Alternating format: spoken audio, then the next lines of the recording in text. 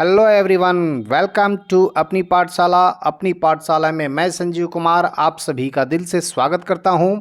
आज हम इस वीडियो के माध्यम से क्लास 10th के इंग्लिश बुक पनोरमा पार्ट 2 का तीसरा चैप्टर गिल्लू, जिसके ऑथर हैं महादेवी वर्मा, इस चैप्टर को पढ़ेंगे और समझेंगे। तो अभी तक बच्चों आपने मेरे चैनल को सब्सक्राइब नहीं किया है तो प्लीज़ चैनल को सब्सक्राइब कर लें, बेल आइकन को दबा दें ताकि नए वीडियो का नोटिफिकेशन आप तक पहुंच सके। वीडियो को लाइक और शेयर करना ना भूलें। तो चलिए चलते हैं आज के चैप्टर, जिसका नाम है गिल्लू। गिल्लू, इसके ऑथर हैं महादेवी वर्मा। तो सबसे पहले महादेवी वर्मा के इंट्रोडक्शन को, उनके परिचय को हम लोग जानेंगे। तो कहता है कि Mahadevi Verma was a leading poetess of the Chhayavadi school of poetry in Hindi. Mahadevi Verma जो थी वो लीडिंग पोइटेस थी। लीडिंग मतलब होता है प्रमुख, पोइटेस मतलब कवित्री, पोइटेस मतलब कवित्री। तो वो प्रमुख कवित्री थी of the Chhayavadi school of poetry, यानी कविताओं का जो, हिंदी कविताओं का जो छायावादी स्कूल था, छायावादी जो स्कूल था उसके वो लीडिंग पोइटेस थी, यानी प्रमुख कवित्री थी। और महादेवी वर्मा का जन्म 1907 में हुआ था। 1907 में फर्रुखाबाद में हुआ था। अगर डेट में बताऊं तो 26 मार्च 1907 को फर्रुखाबाद में उनका जन्म हुआ था और उनकी मृत्यु प्रयागराज में 11 सितंबर 1987 को हो गई थी। महादेवी वर्मा हिंदी साहित्य में छायावादी युग के 4 प्रमुख जो स्तंभ थे उनमें से एक मानी जाती थी। इनको, महादेवी वर्मा जी को आधुनिक मीरा के नाम से भी जाना जाता था। प्यारे बच्चों, she was also known as the story writer and editor of the famous Hindi weekly चांद। और ये जो थी ना, इनको एक प्रमुख स्टोरी राइटर मतलब कथा लेखक और एडिटर, और वो संपादक भी थी फेमस हिंदी वीकली, जो साप्ताहिक, जो फेमस पत्रिका निकलता था जिसका नाम था चांद, उस चांद की वो एडिटर भी थी, संपादक भी थी। Some of her important works include Deepshikha, Yama, Nihar, Shrinkhala ki कड़ियाँ, मेरा परिवार। उनके कुछ जो बहुत ही महत्वपूर्ण और बहुत ही फेमस कुछ जो काम हैं, उनके जो लेख हैं, उनका जो बुक है वो उसके नाम दिए गए हैं, जो है कौन कौन। एक पहला तो देख रहा है दीपशिखा, दूसरा यामा, तीसरा निहार और चौथा श्रृंखला की कड़ियाँ, मेरा परिवार। ऐसे बहुत से किताब, बहुत से उनके वर्क हैं जिसका नाम लेना भी इस अभी संभव नहीं हो पाएगा। नाम लेते लेते आप थक जाइएगा, इतने उन्होंने वर्क किए थे साहित्य के, लिटरेचर के क्षेत्र में। She was the recipient of the Mangala Prasad prize, Bharat Bharati award, Jnanpith award along with Padma Bhushan. और कह रहे हैं कि जो वो, उनको मंगला प्रसाद प्राइज भी मिला था। रेसिपिएंट का मतलब होता है प्राप्त करने वाला, रेसिपिएंट का मतलब प्राप्त करने वाला। उनको मंगला प्रसाद प्राइज भी मिला था, भारत भारती अवार्ड भी मिला था, ज्ञानपीठ भी मिला था, पद्म भूषण भी मिला था, पद्म भूषण भी मिला था, पद्म विभूषण भी मिला था। अगर मैं डेट बताऊं तो उनको 1956 में 1956 में उनको पद्म भूषण मिला था और 1982 में उनको ज्ञानपीठ पुरस्कार मिला था और 1988 में पद्म विभूषण भी मिला था। आगे बढ़ेंगे। कहता है कि she was elected follow of the साहित्य एकेडमी। इलेक्टेड का मतलब होता है निर्वाचित, जिसको चुना जाता है। शी वाज इलेक्टेड, वो चुनी गई थी, साहित्य एकेडमी के सदस्य के रूप में भी वो चुनी गई थी। चलते हैं आगे चैप्टर के तरफ।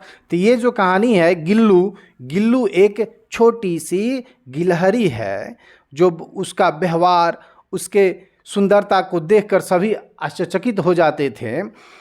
वैसी गिल्लू थी, उनकी वो पेट थी, उनका जो पालतू था वो था गिल्लू। आगे बढ़ते हैं।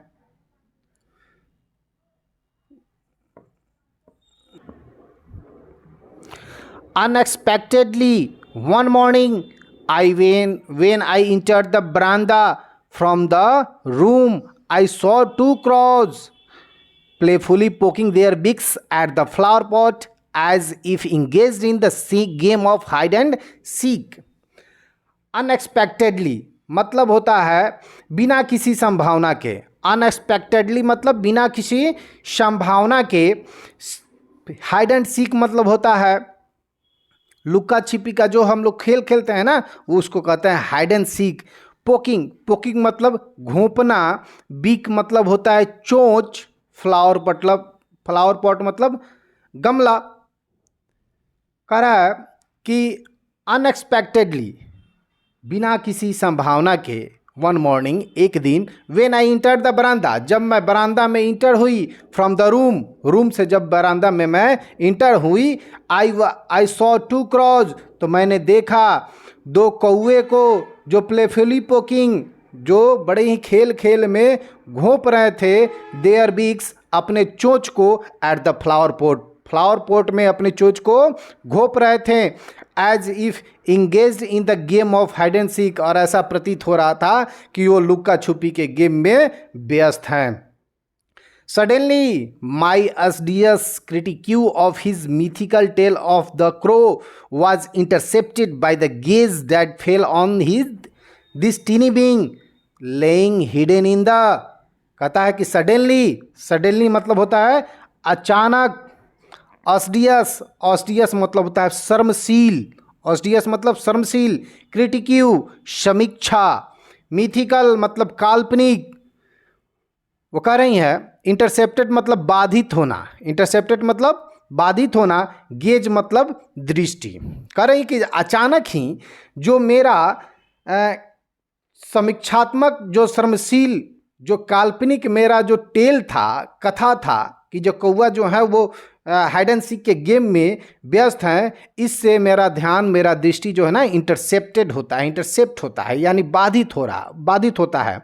और देखती क्या है कि लेइंग हिडन इन द, एक लेइंग मतलब लेटना, हिडन मतलब छिपा हुआ. Gap at the junction pot with the wall. कह रही है कि laying hidden in the gap at the junction of the pot with the wall. तो वो देखती क्या है कि जो कुछ जो है वो हिडन है, छिपा हुआ है. In the gap at the junction of pot यानी पॉट के जंक्शन और उस पॉट के दीवाल के गैप में कुछ छिपा है. वो देखती हैं जब जाती हैं तो. कहता है मूविंग क्लोजर जब मैं उसके नज़दीक गई, आई सॉ डैट मैंने देखा, it was a tiny baby squirrel. तो वो जब उसके नज़दीक जाती हैं तो देखती हैं कि एक छोटा सा स्क्वायरल, छोटा सा गिलहरी था. That must have accidentally Fallon down from nest. जो एक्सीडेंटली यानी अचानक ही वो अपने नेस्ट घोंसले से नीचे गिरा था. Was now being considered by crows to be an easy prey. और इन दो कौओं के द्वारा वो आसान शिकार समझ लिया गया था. कंसिडर मतलब समझना, प्रे मतलब शिकार. और उन कौओं के द्वारा इस गिलहरी को आसान शिकार समझ लिया गया था. आगे बढ़ते हैं. Having sustained two wounds due to assault by the pair of crows was enough for this teeny being. कहती है कि having sustained two wounds, उसको दो घाव हो गए थे उस छोटे से गिलहरी को, due to assault by the pair of crows. जो चोट था उन दोनों कौओं ने उसको दिया था. was enough for this teeny being, जो इस छोटे से जीव के लिए बहुत ही अधिक था. He was now motionless, अब वो गतिहीन हो चुका था. क्लिंगिंग टू पॉट, और पॉट में चिपका पड़ा था, चिपक गया था एकदम. अब देखिएगा यहाँ पे सस्टेन का मतलब होता है बच्चों कि वो पीड़ित हो रहा था. क्लीनिंग का मतलब, मोशनलेस का मतलब होता है गतिहीन, और क्लिंगिंग का मतलब होता है चिपकना. एजल्ट का मतलब होता है चोट। तो वही कह रही है कि जो उस दो चोट के कारण वो एकदम मोशनलेस हो चुका था, गतिहीन हो चुका था और पॉट में चिपक गया था। Everyone remarked that as he would not be survived after having so exalted by the crows. Everyone remarked. सभी ने टिप्पणी किया। रिमार्क मतलब टिप्पणी करना। एवरीवन रिमार्क, सभी ने रिमार्क किया, टिप्पणी किया। ही वुड नॉट सर्वाइव, कि अब वो जीवित नहीं रह पाएगा। After having so exalted by the crow, इस क्रो के द्वारा चोट पहुंचाने के कारण अब यह जिंदा नहीं रह पाएगा। ही बी लेफ्ट अलोन, अब इसे अकेला छोड़ देना चाहिए। लेफ्ट अलोन, अलोन मतलब अकेला, लेफ्ट मतलब छोड़ना।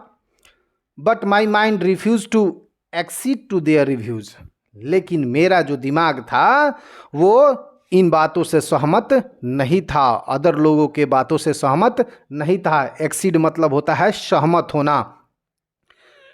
Therefore I gently lifted him, तब मैं उसको बड़े ही प्यार से आराम से लिफ्ट की, उठाई। And brought him to my room, और उसको मैं अपने कमरे में ले आई।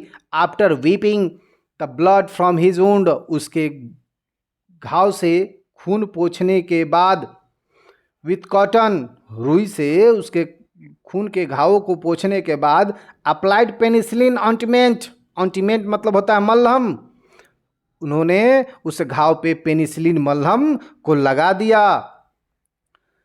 I tried to feed him, somehow putting a thin cotton wool wick dipped in milk to his mouth, but he was unable to open his mouth and he drop of milk only slide down both side।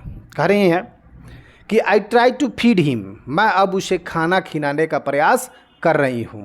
somehow putting, जैसे तैसे एक छोटे से cotton से रुई को भिजा के, वीक मतलब होता है बत्ती, डिप इन मिल्क, उस रुई के बत्ती को दूध में भिगा कर कैसे भी मैं प्रयास कर रही थी कि जो उसको मैं कुछ दूध पिला सकूं। But he was unable to open his mouth, लेकिन वो अपना मुंह खोलने में भी सक्षम नहीं हो पा रहा था।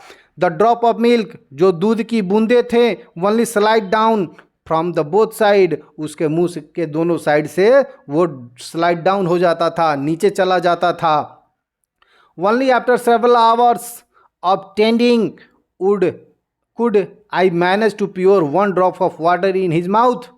कह रहा कि जब ओनली आफ्टर सेवरल आवर्स, कुछ घंटों के बाद, टेंडिंग देखभाल, यानी टेंडिंग मतलब होता है देखभाल, कुछ घंटों के देखभाल के बावजूद ही मैं मैनेज कर सकी एक ड्रॉप पानी का उसके मुंह में डालने से, यानी कुछ घंटों के देखभाल के बाद वो एक बूंद पानी उसको पिला पाई।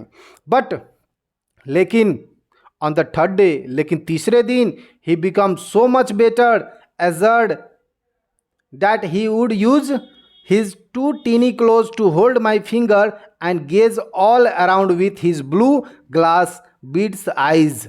करें, लेकिन तीसरे दिन वो बहुत ही अच्छा हो गया, पक्का हो गया, एश्योर्ड हो गया।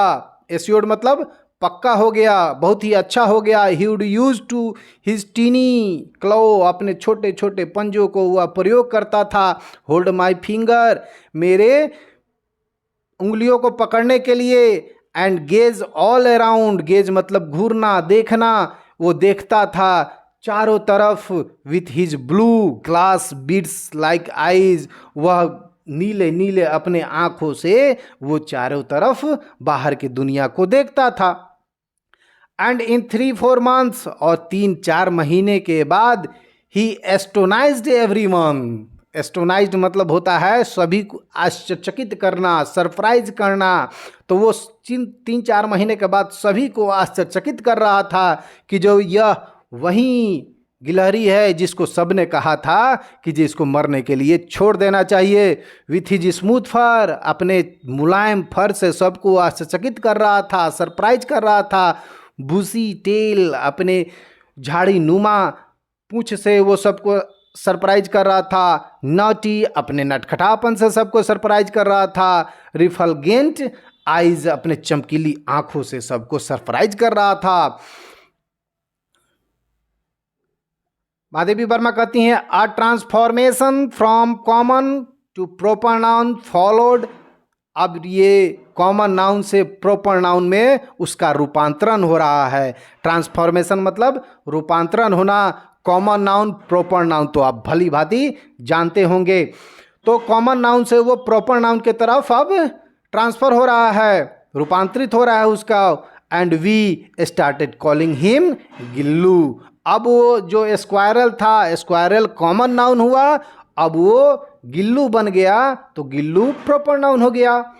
तो वही कह रही हैं कि जो अब वो स्क्वायरल से, एक टीनी स्क्वायरल से अब वो गिल्लू बन गया है, यानी कॉमन नाउन से प्रॉपर नाउन हो गया। I hang a light weight flower basket leaned with cotton wool on the window with the help of wire. अब उसके रहने के लिए एक घर की व्यवस्था की गई, जिसमें एक छोटा सा लाइट वेट का हल्का फ्लावर बास्केट यानी फूलों का जो टोकरी था उसको तार के सहारे लपेट कर और उसको विंडो के पास में बांध दिया गया, लटका दिया गया। फॉर 2 years, 2 वर्षों के लिए। This was Gillu एबोड। एबोड मतलब होता है निवास। 2 वर्षों के लिए, अगले 2 वर्षों के लिए यही उसका निवास था। All were pleasantly astonished at his antic and intellect। कह रहा है कि जो all were pleasantly यानी सभी को वो बड़ी प्रसन्नता से एस्टोनाइज कर देता था, यानी चकरा देता था। His antic and intellect, अपने बुद्धि और अजीब व्यवहार से। एंटिक मतलब होता है अजीब व्यवहार करना। एंटिक मतलब अजीब व्यवहार, अटपटा व्यवहार। इंटेलेक्ट मतलब बुद्धि, यानी अपने एंटिक व्यवहार से, अजीब व्यवहार से और अपने बुद्धि से वो सबको आश्चर्यचकित कर रहा था। When I used to sit down to write, he would be seized by such an acute desire to attract my attention that he devised to a novel way doing it। कह रही हैं कि जो when I sit down to write, जब मैं लिखने बैठती थी, ही वुड बी सीज्ड, तो वो क्या करता था, he would be seized. Seized मतलब होता है जब्त करना, तो वो जब्त कर लेता था। सच एन एक्यूट डिजायर, पूरे अपने एक्यूट इच्छा से क्या करने के लिए, टू अट्रैक्ट माई अटेंशन, मेरे अटेंशन को अट्रैक्ट करने के लिए, आकर्षित करने के लिए। ही डिवाइज्ड मतलब एक योजना बनाना।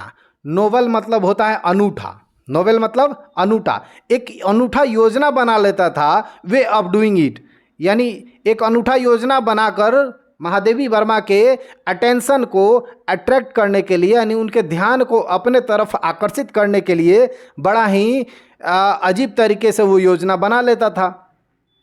ही would venture close to my feet, और वो मेरे पैर के पास आने का साहस करता था। वेंचर मतलब होता है साहस, वेंचर मतलब साहस होता है। तो he would venture close to my feet, वो मेरे पैर के पास आने का साहस करता था। Go swiftly up curtain and descend with the same breakneck speed, और वो तेजी से कर्टेन पे, पर्दे पे चढ़ जाता था और डिसेंड उसी स्पीड से नीचे आ जाता था। सेम ब्रेकनेक स्पीड, और उसी जिस स्पीड से वो पर्दा पर चढ़ता था उसी स्पीड से फिर वो नीचे आ जाता था। This sequence would continue till the time I got up the catch him. यह सीक्वेंस, ये जो ऊपर चढ़ने और नीचे का जो क्रम था वो कंटिन्यू हमेशा जारी करता था तब तक जब तक कि महादेवी वर्मा उसको पकड़ने के लिए खड़ी नहीं हो जाती थी, तब तक उसी पर्दे पर वो चढ़ता उतरता था। ऑन सम ओकेजन, कभी कभी किसी अवसरों पे, आई यूज टू होल्ड, मैं उसको पकड़ लेती थी, महादेवी वर्मा उसको पकड़ लेती थी गिल्लू को। And put his tiny body in a long envelope, और एक बड़े से लिफाफे में उसको रख देती थी, बंद कर देती थी। Some time he would continue to stand on the table leaning against the wall in such a amazing condition for hours. कह रही हैं कि जब कभी कभी he would continue to stand, वह लगातार खड़ा रहता था, ऑन द टेबल पे, लीनिंग अगेंस्ट द वॉल, यानी दीवार के सहारे वह टेबल पे खड़ा हो जाता था इन सच अमेजिंग कंडीशन। वो एक विचित्र से कंडीशन में, स्थिति में वो घंटों खड़ा रहता था। वॉच माई एक्टिविटीज, और मेरे क्रियाकलापों को देखता था विथ हिज रेडियंट आइज, अपने चमकीली आंखों से वो मेरे क्रियाकलापों को देखता था। व्हेन हंग्री, जब वो भूखा होता था, ही वुड इन्फॉर्म मी, तो वो मुझे सूचना देता था बाय ट्विटरिंग, चिक चिक, वो चिक चिक की आवाज करके वो अपने भूखे होने का सूचना मुझे दिया करता था। After having receive some biscuit और काजू, और कुछ बिस्कुट और काजू मिल जाने के बाद, आई wandered with the twittering of चिक चिक, कि कैसे वह सचकित हो जाती थी कि ये इसका जो चिक चिक है, what transpired between him and other squirrel were often spotted near the wire mesh window. और जब उसको काजू मिल जाता था तो ये आश्चर्यचकित हो जाती थी कि कैसे इन ट्रांसपेरेंट, मतलब ये प्रकट होता था कि कैसे इसके और जो बाहर, जो खिड़की के बाहर जो गिलहरियां हैं उनके बीच में ये क्या प्रकट होता था, इसके लिए वो आश्चर्यचकित हो जाती थी। Seeing Gillu sitting near the window, जब वो गिल्लू को खिड़की के पास बैठा देखती थी, affectionately peering at the world outside, बड़े ही स्नेह से, पियरिंग मतलब देखना, घूरना, पियरिंग मतलब झांकना, घूरना, एट द वर्ल्ड, जब वो बड़े स्नेह से बाहर की दुनिया को देखता था, मेड मी रियलाइज, तब उनको यह एहसास हुआ कि it was necessary to set him free, तब उसको महादेवी वर्मा को यह एहसास हुआ कि जी गिल्लू को फ्री कर देना चाहिए, बाहर छोड़ देना चाहिए।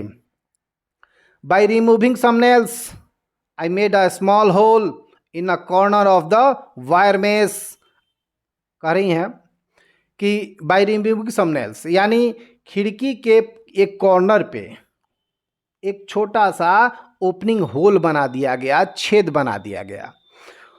On being able to go out from his opening, Gillu was thrilled to be liberate, जब एक छोटा सा होल खिड़की के पास में बना दिया गया, तो जब वो सक्षम हो गया बाहर जाने के लिए, तो वो थ्रिल्ड मतलब होता है रोमांचित हो गया अपने सेट फ्री से, यानी फ्री होने के ख्याल से हूँ, ये क्या हो उठा, वो रोमांचित हो उठा। लिबरेट मतलब फ्री होना, स्वच्छंद होना, तो स्वच्छंद होने के ख्याल से ही वो रोमांचित हो उठा, थ्रिल्ड हो उठा।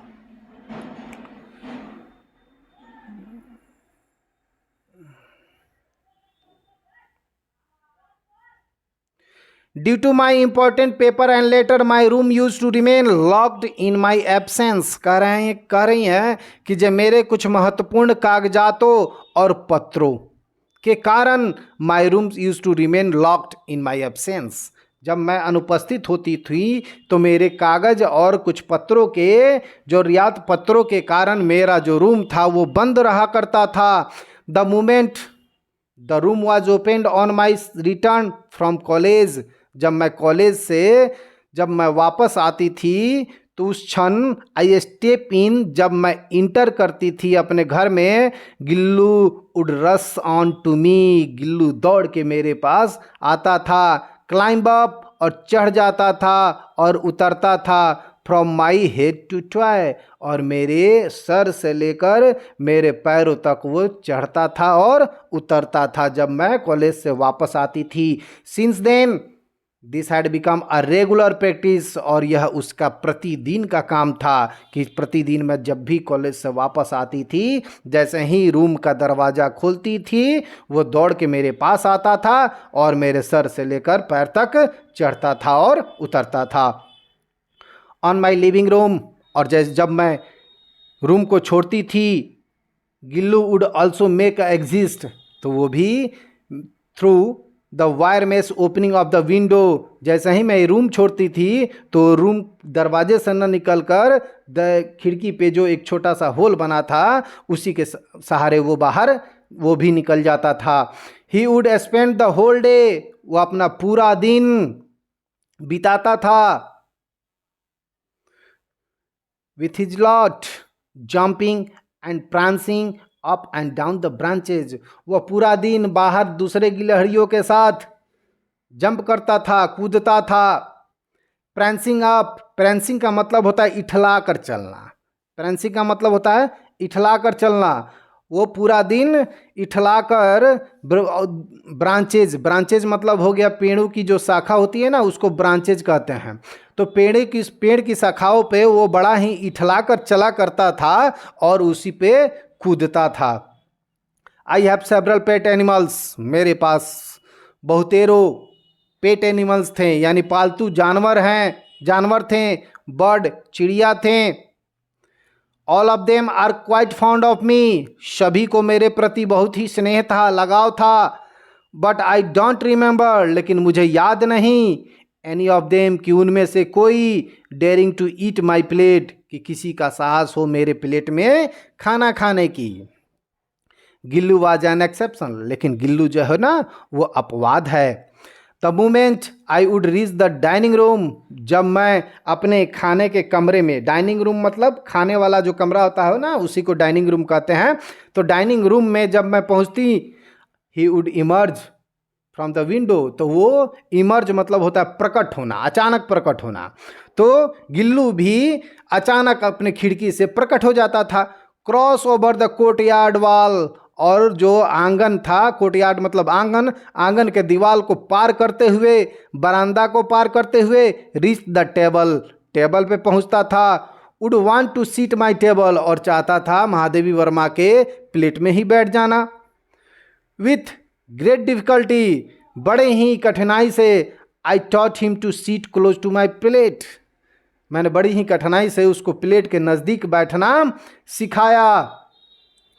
हिज फेवरेट फूड वाज काजू, उसका जो पसंदीदा खाना था वो था काजू। And when not available to several days, और बहुत दिनों तक जब उसको काजू उपलब्ध नहीं होता था, he would refuse other food item, तो वो दूसरे फूड आइटम को भी रिफ्यूज कर देता था, इनकार कर देता था।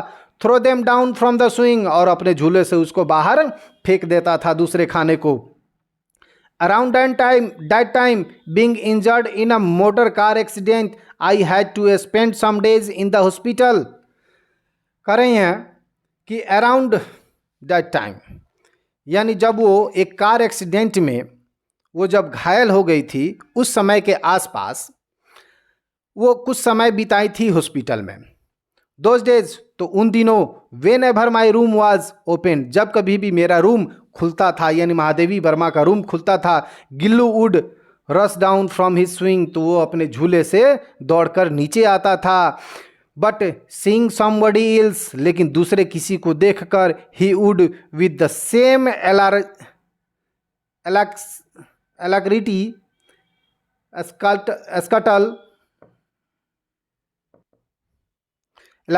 Scuttle back to seat in his nest. कह रही है कि but on seeing somebody else, लेकिन दूसरे किसी व्यक्ति को देखकर वो उसी तेजी से, एलाक्रिटी मतलब होता है कि तेजी से ना, फिर उसी जैसे आया था उसी तरह, स्कटल बैक, वो धीरे धीरे, स्कटल मतलब होता है छोटे कदमों से, वो छोटे कदमों से जाकर फिर अपने नेस्ट में, अपने घोंसले में वो बैठ जाता था जब दूसरे किसी को देखता था। उसको इंतजार था महादेवी वर्मा का ना। एवरीवन वुड ऑफर हिम काजू, जो भी व्यक्ति उस समय उसके घर, महादेवी वर्मा के घर पे जाते थे, सभी ने उसको काजू ऑफर किया। But when I cleaned up his swing on my return of the hospital, जब मैं वापस घर पे आई, तो जब मैंने उसके झूले को साफ किया तो देखा, आई डिस्कवर्ड, मैंने पाया, इट वॉज फुल ऑफ काजू, कि जो उसका जो झूला था वो पूरा काजू से भरा पड़ा था। Which only showed how little he was eating his favourite food those days. तो मैं बड़े ही आश्चर्यचकित थी, डिस्कवर थी कि मैंने पाया कि जो उन दिनों जब मैं हॉस्पिटल में थी, तो इसने अपना जो फेवरेट फूड था काजू, जिसके लिए दूसरे खाने को भी वो इनकार कर देता था, उस फूड को भी उसने कितना कम खाया था, बहुत कम खाया था, न के बराबर। During during the course of my indisposition he would sit near my head on my pillow. कह रहा है कि जो इनके अस्वस्थता, इंडिस्पोजिशन मतलब होता है अस्वस्थता, तो इनके अस्वस्थता के दौरान वो उनके सर के पास में ऑन द पिलो, पिलो मतलब होता है तकिया, तकिया के पर आकर बैठ जाता था। And gently stroke my forehead, और मेरे सर को, मेरे कपाल को वो धीरे धीरे सहलाता था, हेयर बालों को सहलाता था। And his moving away like the going away of the nurse and attendant, जैसे वो जब कमरे से निकलता था तो वह ऐसे निकलता था कि जैसे मानो वो एक नर्स है, वह एक परिचारी है। When I used to work during summer afternoon, जब मैं गर्मी के दिनों में दोपहर के समय में जब काम कर रही होती थी, Gillu would abstain from going outside or sitting in his room in his swing। कह रही कि जो गिल्ली जो था ना वो परहेज करता था बाहर जाने से, बाहर जाने से वो परहेज करता था। एब्सटेन मतलब होता है दूर रहना, वो दूर रहता था, बाहर जाना नहीं चाहता था और ना ही अपने झूले में वो बैठना चाहता था। To keep himself close to me, अपने आप को मेरे नज़दीक रखने के लिए। Also to tackle the summer heat, और गर्मी के भाप से, गर्मी से वो अपने आप को बचाने के लिए he had discovered totally a new method, उसने एक नया तरीका खोज निकाला था। He would lie prostrate on the surahi kept near me, मेरे नज़दीक जो सुराही रखा था ना उसी पे वो लाई कर जाता था। लाई मतलब होता है लेटना, लाई मतलब लेटना, पोस्ट्रेट मतलब साष्टांग, एकदम पूरे तरह पूरा शरीर लेट जाना ना, तो वो साष्टांग लेट जाता था, जो मेरे नज़दीक में सुराही रखा था उसी पे वो लेट जाता था। 10 remain cool and also close to me, जिससे क्या होता था कि जो मेरे नज़दीक भी रह जाता था और अपने आप को ठंडा भी रखता था। ये अजूबा तरीका उसने खोज निकाला था महादेवी वर्मा के पास रहने के लिए और अपने आप को ठंडा रखने के लिए। Squirrel have a life span बेयरली 2 years, जो स्क्वायरल का जो जीवन चक्र है वो मात्र 2 साल का होता है। Such Gillu's lease of life finally come to end, अब वो समय आ गया था कि जो उसका जीवन का जो लीज था, जो ठेका था, वो खत्म होने वाला था। फॉर द होल डे, वो पूरा दिन, he neither ate nor venture out. Venture out मतलब, वेंचर का मतलब होता है साहस, आउट का मतलब बाहर जाना। तो वो पूरे दिन ना ही कुछ खाया और ना ही बाहर जाने का वो साहस किया।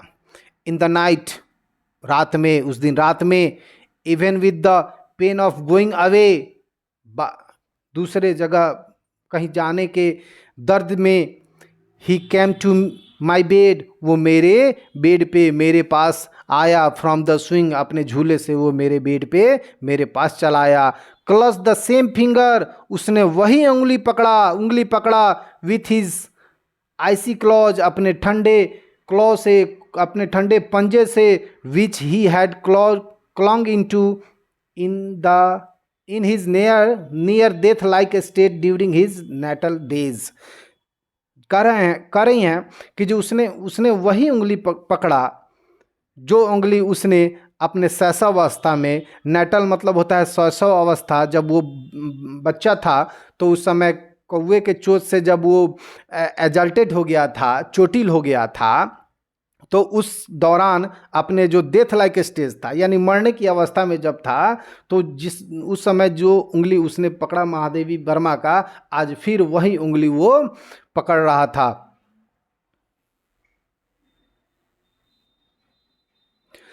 The claws were getting too so cold, उसका जो क्लॉ था, उसका जो पंजा था वो बहुत ज़्यादा ठंडा हो चुका था। I switched on the heater, तो उसके ठंडा क्लॉ को, पंजे को गर्म करने के लिए, try to give some warmth, उसको थोड़ा सा गर्मी देने के लिए मैंने हीटर को ऑन कर दिया। But as the first ray of the morning touch him he departed, लेकिन जैसे ही सूरज की पहली किरण उसके शरीर को छुई, वो डिपार्टेड हो गया, उस दुनिया को छोड़कर चला गया। His swing was taken off the hook, अब उसका झूला हुक से निकाल दिया गया। Opening made in the wire mesh window was close, जो विंडो पे जो छेद बनाया गया था उस छेद को बंद कर दिया गया। Gillu was put to eternal rest under the sonjuhi creeper, both because he loved his creeper most and also because of the satisfaction I derive from my belief that some spring day I will find him flowering and blossoming in the guise of the teeny yellow sonjuhi flowers। कह रही हैं कि गिल्लू जो था ना वो eternal rest के लिए चला गया। इटर्नल रेस्ट का मतलब होता है शाश्वत, इटर्नल का मतलब शाश्वत, रेस्ट का मतलब आराम, यानी हमेशा के लिए वो आराम करने चला गया। अंडर द सोंजूही क्रीपर, उसको सोंजूही क्रीपर के नीचे दफन कर दिया गया, दफना दिया गया। उसके दो कारण थे, बोथ बिकॉज, दो कारण थे। पहला कारण था he loved his this creeper, क्योंकि वो सोंजूही क्रीपर को, लता को बहुत ही ज़्यादा प्यार करता था। और दूसरा कारण था कि महादेवी वर्मा ने अपने विश्वास के कारण एक सेटिस्फैक्शन के कारण ये प्राप्त कर लिया था, विश्वास पैदा कर लिया था कि एक दिन समर के डे में, बसंत के ऋतु में वो आएगा और फूल की तरह खिलेगा और ब्लूज़म करेगा एक छोटे से येलो पीले जूही फ्लावर के रूप में। तो बच्चों, महादेवी वर्मा अपने पूरे जीवन में बहुत सारे पालतू पशुओं को रखी थी, लेकिन उसमें जो ये गिल्लू था बहुत ही एक्सेप्शन था। आपने देखा कि गिल्लू आज तक किसी पेट की हिम्मत नहीं हुई थी उनके प्लेट में खाने की, लेकिन गिल्लू वो था जो उनके प्लेट में बैठकर खाना खाया और उनके स्नेह को पाया। इस तरह यह चैप्टर यहीं पे समाप्त होता है और मिलेंगे अगले वीडियो के साथ इसके कुछ महत्वपूर्ण ऑब्जेक्टिव प्रश्नों के साथ। प्यारे बच्चों, यदि आपने अभी तक मेरे चैनल को सब्सक्राइब नहीं किया है तो प्लीज़ चैनल को सब्सक्राइब कर लें और बेल आइकन को दबा दें। वीडियो को लाइक और शेयर करना नहीं भूलें। जय हिंद, जय भारत।